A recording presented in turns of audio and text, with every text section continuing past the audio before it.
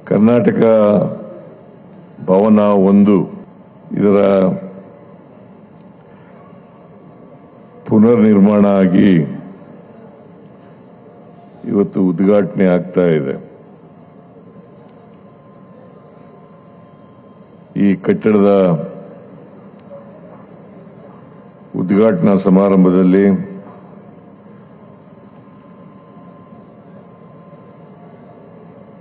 ಉಪಸ್ಥಿತರಿರತಕ್ಕಂಥ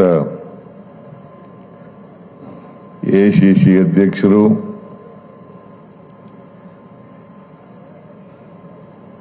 ರಾಜ್ಯಸಭೆಯಲ್ಲಿ ವಿರೋಧ ಪಕ್ಷದ ನಾಯಕರು ಆದಂಥ ಶ್ರೀ ಮಲ್ಲಿಕಾರ್ಜುನ ಖರ್ಗೆ ಅವರ ಪ್ರತಿನಿಧಿಗಳಾದಂಥ ಮಾಜಿ ಸಚಿವರಾದಂಥ ಜಯಚಂದ್ರ ಅವರ, ಇನ್ನೊಬ್ಬರು ದಿಲ್ಲಿ ಪ್ರತಿನಿಧಿಗಳಾದಂಥ ಪ್ರಕಾಶ್ ಹುಕ್ಕೇರಿ ಅವರ, ರಾಜ್ಯಸಭಾ ಸದಸ್ಯರಾದಂಥ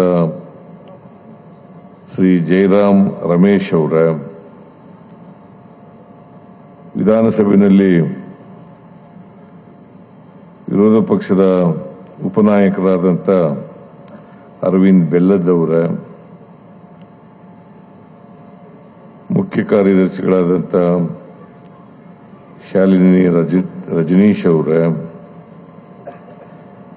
ನಾರಾಯಣ್ ಶಾ ಬಾಂಡ್ಗಿ ಅವರ, ರಾಜ್ಯಸಭಾ ಸದಸ್ಯರಾದಂಥ ಶ್ರೀಮತಿ ಸುಧಾ ಮೂರ್ತಿ ಅವರ, ವೇದಿಕೆ ಮೇಲಿರ್ತಕ್ಕಂಥ ಎಲ್ಲ ಶಾಸಕ ಮಿತ್ರರ, ಕೆಳಗಡೆ ಇರತಕ್ಕಂಥ ಎಲ್ಲ ಮೇಲ್ಮನೆ ಮತ್ತು ಕೆಳಮನೆಯ ಸದಸ್ಯರುಗಳ,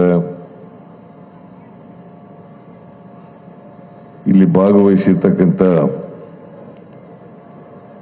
ಇತರ ಎಲ್ಲ ಬಂಧುಗಳ, ತಾಯಂದಿರ, ಮಾಧ್ಯಮದ ಗೆಳೆಯರೇ,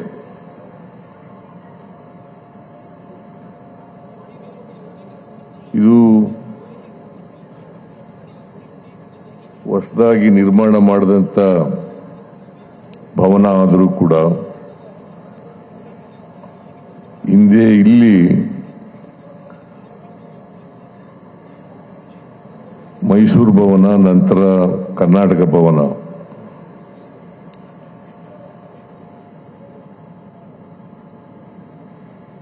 ನಂಬರ್ 1 ಅಂತ ಹೇಳಿ ನಾವು ಕರೀತಾ ಇದ್ದು. ಕರ್ನಾಟಕ ಭವನ 2 ಇದೆ, ಕರ್ನಾಟಕ ಭವನ 3 ಇದೆ.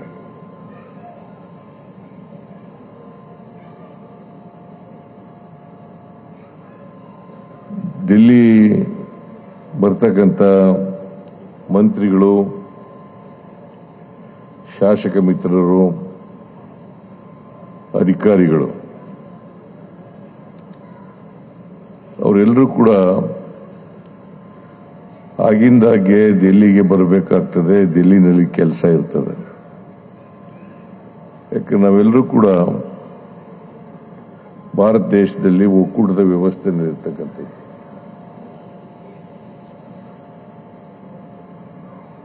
ಒಕ್ಕೂಟದ ವ್ಯವಸ್ಥೆಯಲ್ಲಿ ನಮ್ಮ ಬಾಬಾ ಸಾಹೇಬ್ ಅಂಬೇಡ್ಕರ್ ಅವರು ಕೊಟ್ಟಿರ್ತಕ್ಕಂಥ ಸಂವಿಧಾನದ ಪ್ರಕಾರ ಅಧಿಕಾರ ಹಂಚಿಕೆ ಆಗಿದೆ. ಸೆಂಟ್ರಲ್ ಲಿಸ್ಟ್, ಸ್ಟೇಟ್ ಲಿಸ್ಟ್ ಮತ್ತೆ ಕನ್ಕರೆಂಟ್ ಲಿಸ್ಟ್ ಅಂತ ಇರ್ತದೆ. ಈ 3 ಲಿಸ್ಟ್ಗಳಿರೋದ್ರಿಂದ ಕೇಂದ್ರ ಸರ್ಕಾರನೂ ಕೂಡ ಕೆಲವು ವಿಚಾರಗಳ ಬಗ್ಗೆ, ವಿಷಯಗಳ ಬಗ್ಗೆ ಕಾನೂನನ್ನು ಮಾಡ್ತದೆ. ರಾಜ್ಯ ಸರ್ಕಾರಗಳು ಕೂಡ ಕಾನೂನನ್ನು ಮಾಡ್ತವೆ. ಕನ್ಕರೆಂಟ್ ಲಿಸ್ಟ್ನಲ್ಲಿ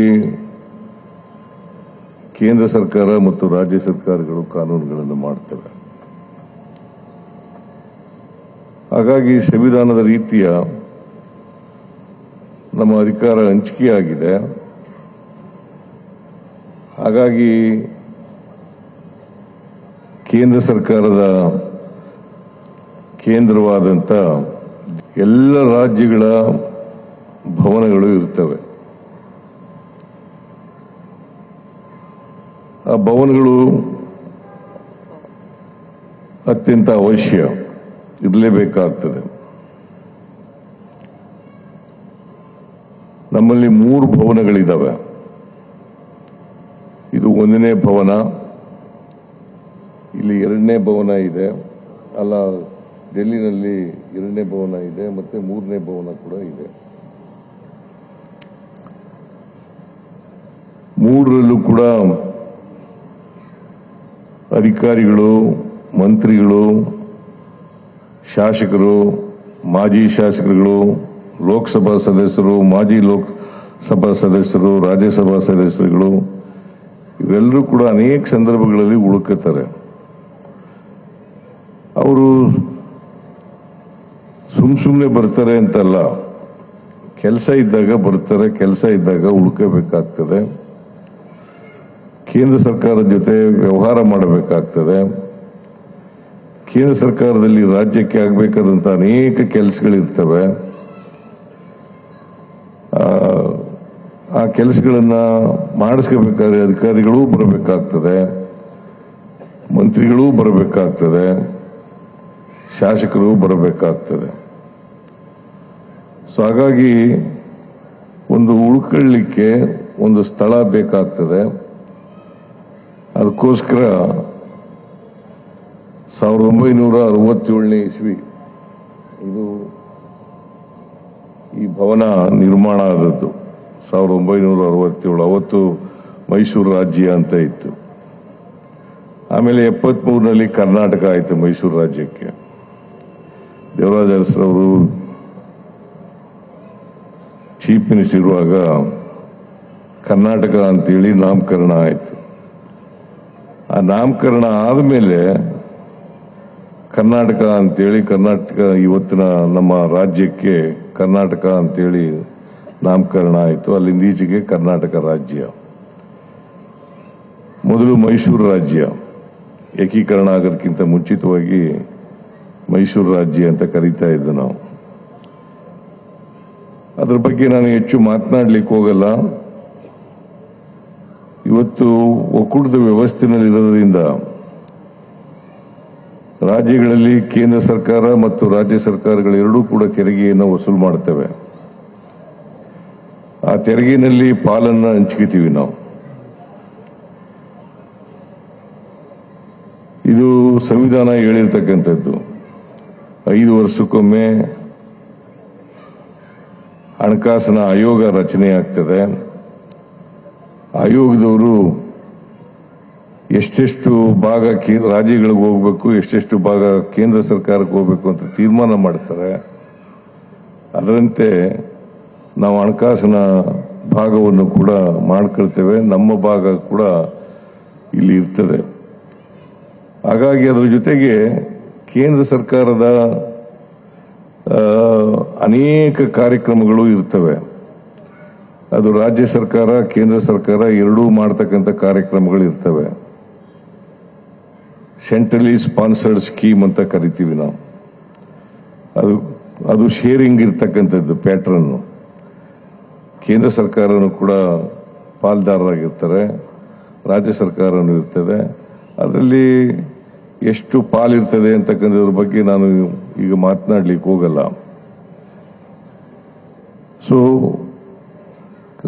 ಕೇಂದ್ರ ಸರ್ಕಾರ ಮತ್ತು ರಾಜ್ಯ ಸರ್ಕಾರ ಎರಡೂ ಸೇರಿ ಈ ದೇಶವನ್ನ ಅಭಿವೃದ್ಧಿಪಡಿಸ್ತಕ್ಕಂಥ, ರಾಜ್ಯಗಳನ್ನು ಅಭಿವೃದ್ಧಿಪಡಿಸ್ತಕ್ಕಂಥ ಕೆಲಸವನ್ನ ಮಾಡಬೇಕಾಗ್ತದೆ. ಅದನ್ನು ನಮ್ಮ ಸಂವಿಧಾನ ಬಹಳ ಸ್ಪಷ್ಟವಾಗಿ ಹೇಳಿದೆ ಅಂತಕ್ಕಂಥ ಮಾತುಗಳನ್ನ ಈ ಸಂದರ್ಭದಲ್ಲಿ ನಿಮಗೆಲ್ಲ ಜ್ಞಾಪಿಸಲಿಕ್ಕೆ ಬಯಸ್ತಾ ಇದ್ದೇನೆ ಅಂತಕ್ಕಂಥ ಮಾತುಗಳನ್ನ ಹೇಳಿ, ಇವತ್ತು ಮಾನ್ಯ ಖರ್ಗೆಯವರು ಹಿಂದೆ 67ರಲ್ಲಿ ಇದು ನಿರ್ಮಾಣ ಆದಾಗ ಇದಕ್ಕೆ ಶಂಕುಸ್ಥಾಪನೆ ಮಾಡಿದವರು ಲಾಲ್ ಬಹದ್ದೂರ್ ಶಾಸ್ತ್ರಿಯವರು ಮಾಡಿದ್ರು. ಆಮೇಲೆ ಉದ್ಘಾಟನೆ ಶ್ರೀಮತಿ ಇಂದಿರಾ ಗಾಂಧಿಯವರು, ಮಾಜಿ ಪ್ರಧಾನಿ ಇಂದಿರಾ ಗಾಂಧಿಯವರು ಮಾಡಿದ್ರು. ನಿಜಲಿಂಗಪ್ಪನವರು ಅಧ್ಯಕ್ಷತೆ ವಹಿಸಿದ್ರು ಮುಖ್ಯಮಂತ್ರಿಗಳಾಗಿ, ಕಾಂಗ್ರೆಸ್ಸಿನ ಅಧ್ಯಕ್ಷರಾಗಿ. ಅವರ ಹೆಸರುಗಳನ್ನು ಕೂಡ ಯಾಕಂದ್ರೆ ಇತಿಹಾಸ ಗೊತ್ತಾಗಬೇಕು. ಯಾರ ಕಾಲದಲ್ಲಿ ಇದು ಪ್ರಾರಂಭ ಆಯಿತು, ಯಾರು ಇದಕ್ಕೆ ಶಂಕುಸ್ಥಾಪನೆ ಮಾಡಿದ್ರು, ಯಾರು ಇದನ್ನು ಉದ್ಘಾಟನೆ ಮಾಡಿದ್ರು, ಯಾವತ್ತಿನಿಂದ ಇತ್ತು. ಸುಮಾರು 51 ವರ್ಷಗಳ ಕಾಲ ಇತ್ತು ಕರ್ನಾಟಕ ಭವನ ನಂಬರ್ 1. 51 ವರ್ಷಗಳ ಕಾಲ ಇತ್ತು. 51 ವರ್ಷಗಳ ತಜ್ಞರ ಅಭಿಪ್ರಾಯದಂತೆ 51 ವರ್ಷಗಳ ಶಿಥಿಲಾ ವ್ಯವಸ್ಥೆಯಲ್ಲಿದೆ. ಈ ಶಿಥಿಲಾ ವ್ಯವಸ್ಥೆಯಲ್ಲಿರ್ತಕ್ಕಂಥ ಬಿಲ್ಡಿಂಗ್ ಅನ್ನ ಕೆಡವಿ ಹೊಸ ಕಟ್ಟಡವನ್ನ ಕಟ್ಟಬೇಕು ಅಂತೇಳಿ ತೀರ್ಮಾನ ಮಾಡಿದ ಮೇಲೆ ಬಹುಶಃ ಈಗಾಗಲೇ ನನಗೆ ಗೊತ್ತಿರೋ ಮಟ್ಟಿಗೆ 2 ವರ್ಷ ಅವಧಿ ಇದ್ದದ್ದು ಇದಕ್ಕೆ. ಮಧ್ಯದಲ್ಲಿ ಕೊರೋನಾ ರೋಗ ಬಂದಿದ್ದರಿಂದ ವಿಳಂಬ ಆಯಿತು.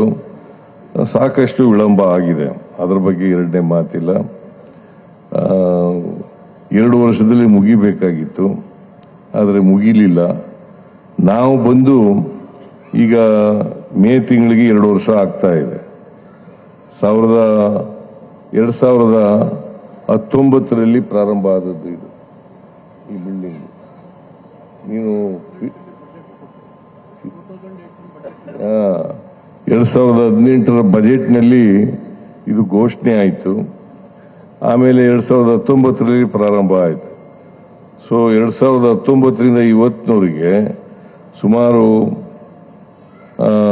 7 ವರ್ಷ 8 ವರ್ಷಗಳಾಗ್ತಾ ಬಂದಿದ್ದಾವೆ. ಆದರೂ ವಿಳಂಬವಾಗಿ ಆಗಿದೆ. ಆದರೆ ಖರ್ಗೆಯವರು ಸಲಹೆ ಕೊಟ್ಟಂತ ರೀತಿಯಲ್ಲಿ ಮಿನಿಸ್ಟ್ರಿಗಳ ರೂಮ್ಗಳು ಚೆನ್ನಾಗಿದ್ದಾವೆ, MLA ರೂಮ್ಗಳು ಚೆನ್ನಾಗಿಲ್ಲ ಅಂತ ಹೇಳಿದ್ದಾರೆ. ಯಾಕಂದ್ರೆ ಅವರಿಗೆ ಒಂದು ಸಿಟ್ಔಟ್ ಬೇಕಾಗ್ತದೆ. ಸಿಟ್ಔಟ್ ಮಾಡಿಕೊಡ್ತಕ್ಕಂಥದ್ದು ಅತ್ಯಂತ ಅವಶ್ಯ ಅಂತಕ್ಕಂಥದ್ದು.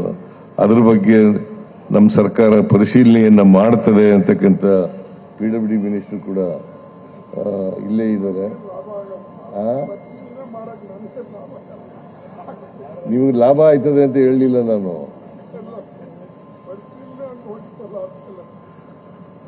ಯಾಕಂದ್ರೆ ನಾಳೆನೆ ಮಾಡಕ್ಕಾಗಲ್ಲ. ನಾಳೆಯಿಂದ ಇಲ್ಲಿ ಉಳ್ಕೊಳ್ಳಿಕ್ಕೆ ವ್ಯವಸ್ಥೆ ಮಾಡ್ತಾ ಇದ್ದೀವಿ. ಸೊ ಅದನ್ನು ಕೂಡ ನೀವು ಹೇಳಿರ್ತಕ್ಕಂಥ ಸಲಹೆಯನ್ನ ಗಮನದಲ್ಲಿಟ್ಕೊಂಡು ಅವ್ರಿಗೆ ಅನುಕೂಲ ಮಾಡಿಕೊಡ್ತಕ್ಕಂಥದ್ದು ಹೇಗೆ ಮಾಡ್ಲಿಕ್ಕೆ ಸಾಧ್ಯ ಆಗ್ತದೆ ಅಂತಕ್ಕಂಥದ್ದು. ಯಾಕಂದ್ರೆ ಇನ್ನೊಂದು ಭವನ ಇದೆ, ಇಲ್ಲಿ ಪಕ್ಕದಲ್ಲಿ ಭವನ ಇದೆ. ಆ ಭವನದಲ್ಲಿ ಕೆಲವು ರೂಮ್ಗಳು ಇದ್ದಾವೆ. ಆ ರೂಮ್ಗಳಲ್ಲಿ ಕೆಲವು ಅಲ್ಲಿ ಸಿಟ್ಔಟ್ಗಳು ಕೂಡ ಇದ್ದಾವೆ. ಕೆಲವು ಅಲ್ಲಿ MLAಗಳಿಗೆ ಕೊಡಕ್ಕಾಗತ್ತಾ, ಇಲ್ಲಿ ಮಿನಿಸ್ಟ್ರಿಗಳಿಗೆ ಕೊಡಕ್ಕಾಗತ್ತಾ, ಅಧಿಕಾರಿಗಳಿಗೆ ಎಲ್ಲಿ ಕೊಡಬೇಕು ಅಂತಕ್ಕಂಥದ್ದನ್ನು ಕೂಡ ಯೋಚನೆ ಮಾಡ್ತಕ್ಕಂಥದ್ದು ಅಗತ್ಯ ಇದೆ. ಅದಕ್ಕೋಸ್ಕರ ಪರಿಶೀಲನೆ ಮಾಡ್ತೀವಿ ಅಂತ ಹೇಳಿದ್ದು ನಾನು. ಸೊ ಒಟ್ಟಾರೆ ಇಲ್ಲಿ ಅನುಕೂಲ ಆಗ ರೀತಿಯಲ್ಲಿ ಮಾಡ್ತಕ್ಕಂಥ ಅಗತ್ಯ ಇದೆ ಅಂತಕ್ಕಂಥ ಮಾತುಗಳನ್ನ ಹೇಳಿದ್ದಾರೆ. ನಾವು ಅದನ್ನು ಗಂಭೀರವಾಗಿ ಪರಿಶೀಲಿಸ್ತೀವಿ ಅಂತಕ್ಕಂಥ ಮಾತುಗಳನ್ನ ಈ ಸಂದರ್ಭದಲ್ಲಿ ಹೇಳಲಿಕ್ಕೆ ಬಯಸ್ತಾ ಇದ್ದೇನೆ. ನಾನು ಕೂಡ ಹೆಚ್ಚು ಮಾತನಾಡಲಿಕ್ಕೆ ಹೋಗಲ್ಲ. ಇದು ಭಾಷಣ ಮಾಡ್ತಕ್ಕಂಥ ಸಂದರ್ಭನೂ ಅಲ್ಲ, ಕಾರ್ಯಕ್ರಮನೂ ಅಲ್ಲ. ಹಾಗಾಗಿ ಹೆಚ್ಚು ಮಾತನಾಡಲಿಕ್ಕೆ ಹೋಗಲ್ಲ. ಈ ಕೇಂದ್ರ ಸರ್ಕಾರ ಮತ್ತು ರಾಜ್ಯ ಸರ್ಕಾರಗಳ ರಾಯಭಾರಿ ಭವನವಾಗಿ ಕೆಲಸ ಮಾಡಲಿ ಅಂತೇಳಿ ಈ ಸಂದರ್ಭದಲ್ಲಿ ಹಾರೈಸಲಿಕ್ಕೆ ರಾಯಭಾರಿ ಕಚೇರಿಯಾಗಿ ಕೆಲಸ ಮಾಡಲಿ ಅಂತೇಳಿ ಈ ಸಂದರ್ಭದಲ್ಲಿ ಹಾರೈಸ್ತೇನೆ. ಯಾಕಂದ್ರೆ ರಾಜ್ಯಗಳ ಅಭಿವೃದ್ಧಿ ಆದ್ರೇನೆ ಕೇಂದ್ರ ಅಭಿವೃದ್ಧಿ ಆಗೋದು. ಕೇಂದ್ರ ಅಭಿವೃದ್ಧಿ ಆಗಬೇಕಾದ್ರೆ ರಾಜ್ಯಗಳೆಲ್ಲ ಅಭಿವೃದ್ಧಿ ಆಗಬೇಕಾಗ್ತದೆ. ಅದಾದಾಗ ಇಡೀ ದೇಶನೇ ಅಭಿವೃದ್ಧಿ ಆಗಲಿಕ್ಕೆ ಸಾಧ್ಯ ಆಗ್ತದೆ. ಆ ಕಾರಣದಿಂದ ಆ ದಿಕ್ಕಿನಲ್ಲಿ ಕೇಂದ್ರ ಸರ್ಕಾರ ಮತ್ತು ರಾಜ್ಯ ಸರ್ಕಾರ ಎರಡು ಒಟ್ಟುಗೂಡಿ ಕೆಲಸ ಮಾಡಲಿಕ್ಕೆ ಪ್ರಯತ್ನ ಮಾಡಲಿ ಅಂತಕ್ಕಂಥ ಮಾತುಗಳನ್ನ ಈ ಸಂದರ್ಭದಲ್ಲಿ ಹೇಳಿ, ನಾವು ಒಕ್ಕೂಟದ ವ್ಯವಸ್ಥೆಯಲ್ಲಿ ಇರೋದ್ರಿಂದ ನಾವು ಇಡೀ ದೇಶ ಸುಭದ್ರವಾಗಿ ಭದ್ರ ಬುನಾದಿ ಮೇಲೆ ಈ ದೇಶವನ್ನು ಕಟ್ಟತಕ್ಕಂಥ, ನಮ್ಮ ರಾಜ್ಯ ಅಭಿವೃದ್ಧಿಪಡಿಸ್ತಕ್ಕಂಥ ಕೆಲಸವನ್ನು ಮಾಡೋಣ ಅಂತಕ್ಕಂಥ ಮಾತುಗಳನ್ನ ಈ ಸಂದರ್ಭದಲ್ಲಿ ನಾನು ಹೇಳಲಿಕ್ಕೆ ಬಯಸ್ತಾ ಇದ್ದೇನೆ. ಆ ದಿಕ್ಕಿನಲ್ಲಿ ಅಧಿಕಾರಿಗಳು, ಮಂತ್ರಿಗಳು ಎಲ್ಲರೂ ಕೂಡ